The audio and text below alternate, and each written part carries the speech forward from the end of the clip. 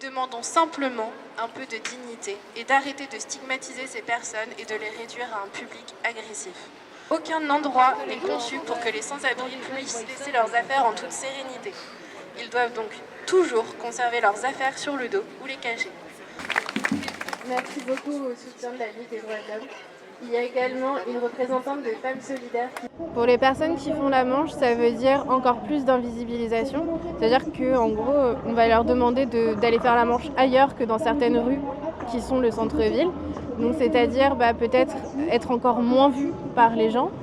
Et c'est juste cacher la misère et faire croire aux Amiénois et aux Amiénoises qu'il n'y a plus de sans-abri, qu'ils ont potentiellement peut-être été relogés ailleurs alors qu'ils sont toujours dehors. On trouve ça inhumain de vouloir stigmatiser à ce point les personnes qui sont à la rue, alors que quand on prend le temps de discuter avec elles et de les connaître, elles sont tout sauf agressives.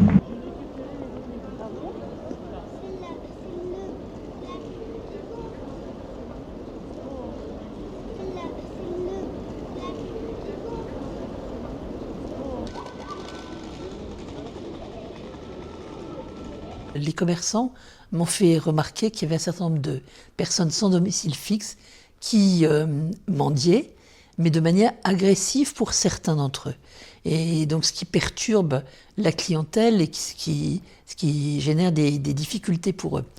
Donc c'est dans ce cadre-là que je me suis dit qu'à titre expérimental, on pouvait envisager de prendre un arrêté anti-mendicité, à titre expérimental pour voir ensuite ce que cela donne, parce qu'on n'est pas assuré que ce soit utile, efficace. Ça n'est pas un arrêté qui est pris comme ça de but en blanc, c'est un arrêté qui est pris sur une période déterminée, sur certaines rues de la ville, pas évidemment sur toute la ville, et après des mesures particulièrement protectrices des personnes les plus démunies.